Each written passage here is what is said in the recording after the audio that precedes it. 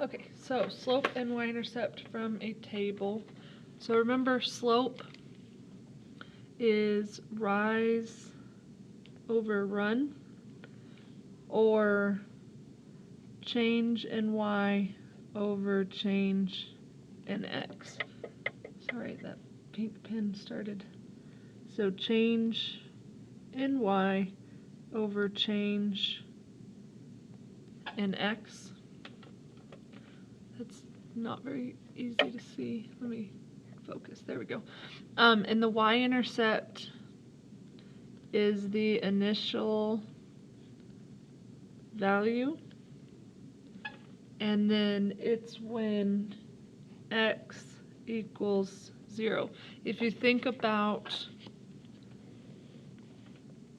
a line, remember the y-intercept is where it crosses the y-axis. So let's just say there was a point right here.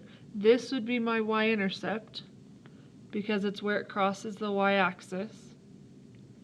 And then if you think about that point would be, remember, x comma y.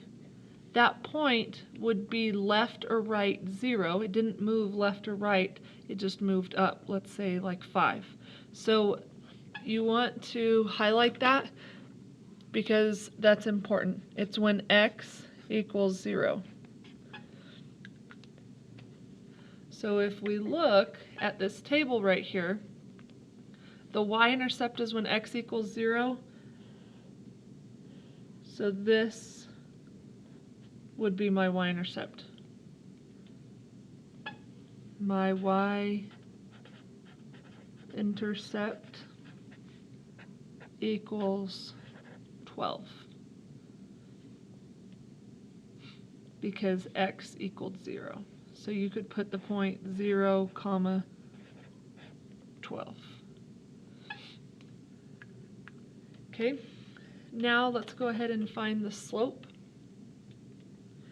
So remember, it's the change in y over the change in x, or you hear me say y's overrun the y over the x. So from 12 to 15, that's changing by 3. Man, I really need a pink that works. And then from 15 to 18, that also changes by 3. Sorry, I'm trying to grab out another pink pen quickly.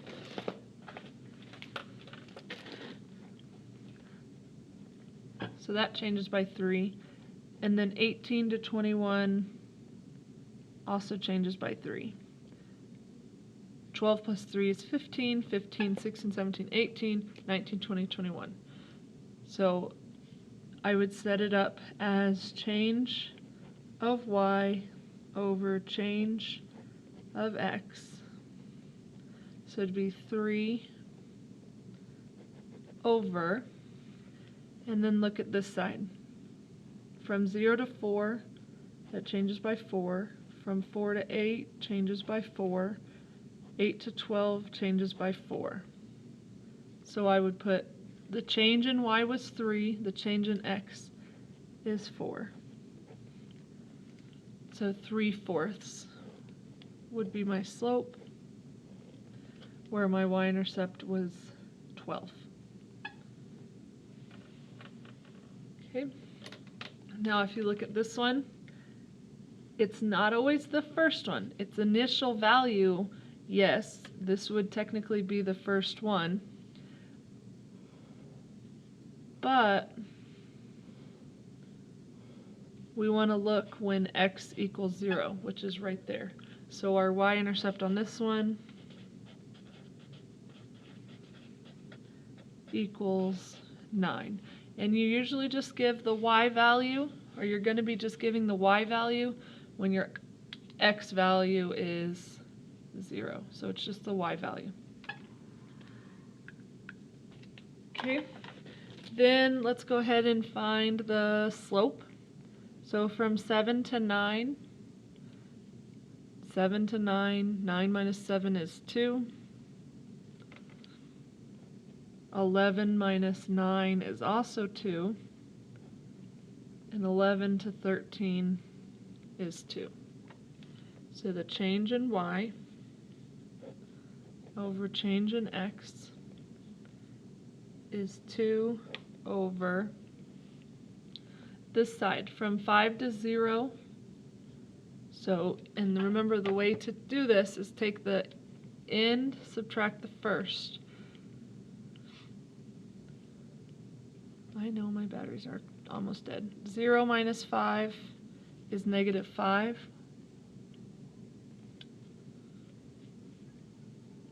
Negative 5 minus 0 would be negative 5. Negative 5 minus 5 would give you negative 10. So it'd be 2 over negative 5. Again, we don't leave the negative 5 on the bottom.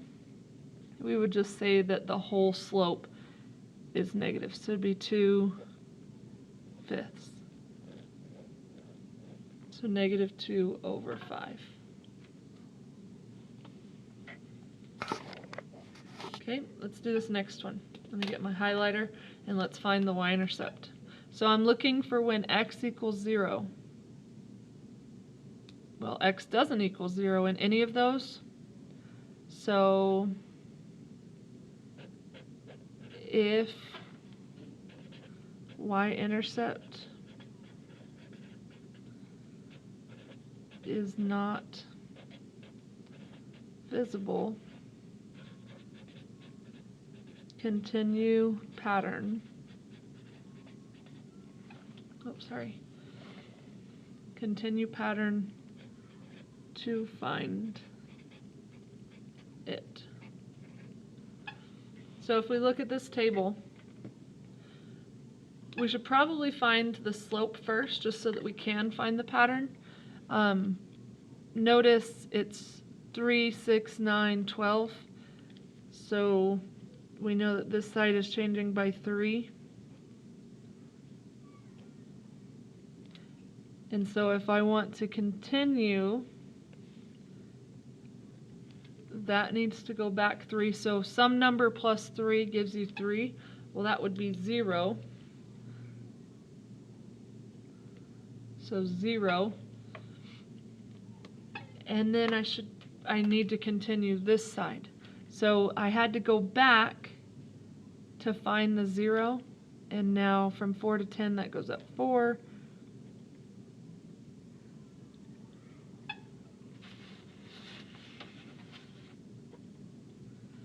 And then 10 to 16, that's 6.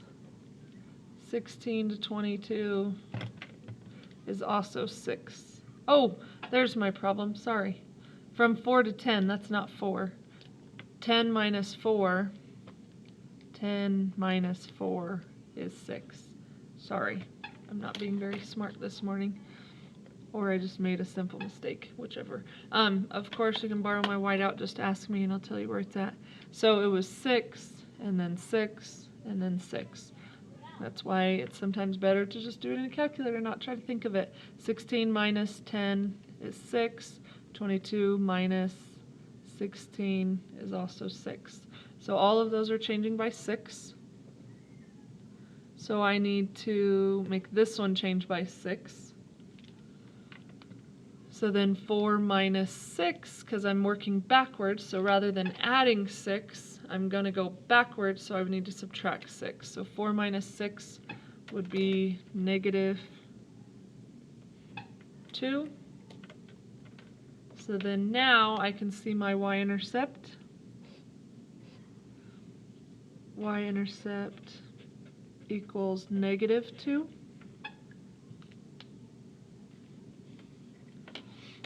And then my slope, I'm going to write it on this side because I have more room over here.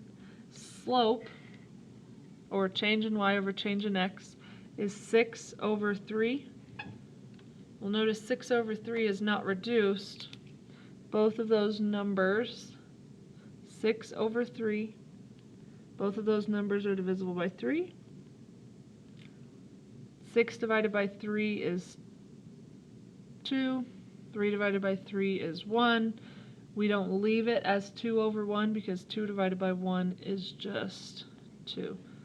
So my slope would be 2.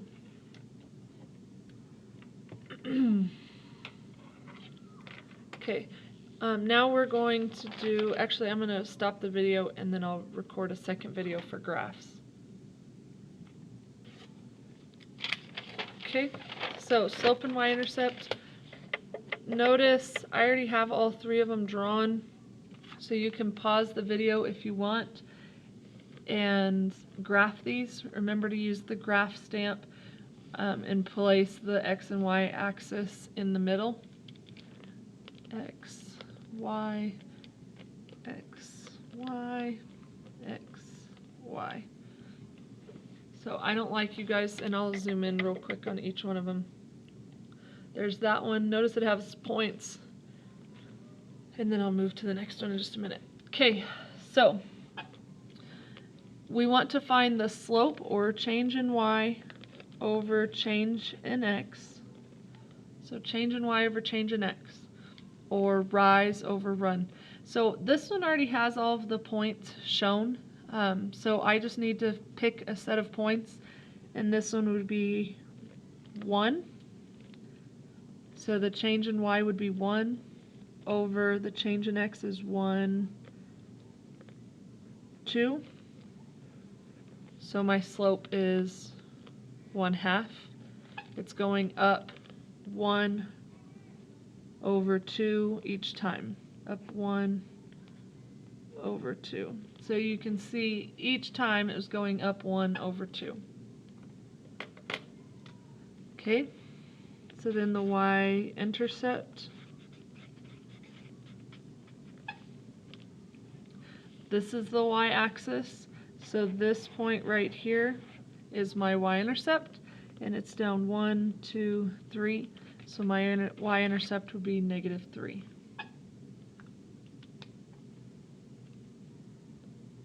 Okay, here's the next graph. First thing that I always say to do is to find the points on the line. So this one, if I was trying to write that point, it would be at -1, 1, 2, 3, 4, or 3.5, or 3.6. We don't really know exactly what it would be at, so that one doesn't count. This one, do you see how it's for sure in the x?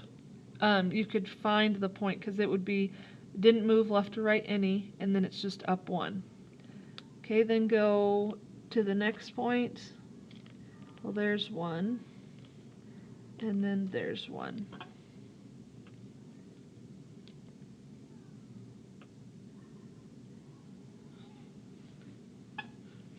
Okay, so now let's find the change in y over change in x. So from this point to this point, it's down 1, 2, 3. So it's down 3 over 1.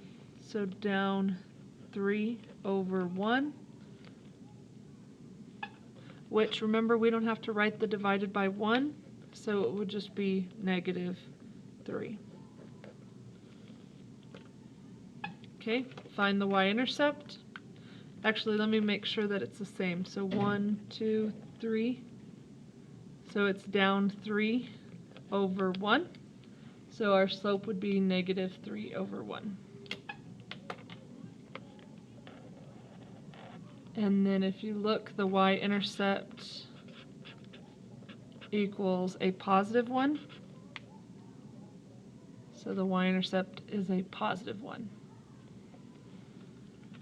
Notice this is a negative slope because it's going down from left to right. Alright, now let's do this last one. Again, find the points. So there's a point there, a point there, and a point there. Find the change in y over the change in x. So it's going up 1 over 1, 2, 3. Up 1 over 1, 2, 3. So 1/3. It's going up 1 for every 3 x values. And then again, our y-intercept equals positive 1, 2. So our y-intercept is positive 2.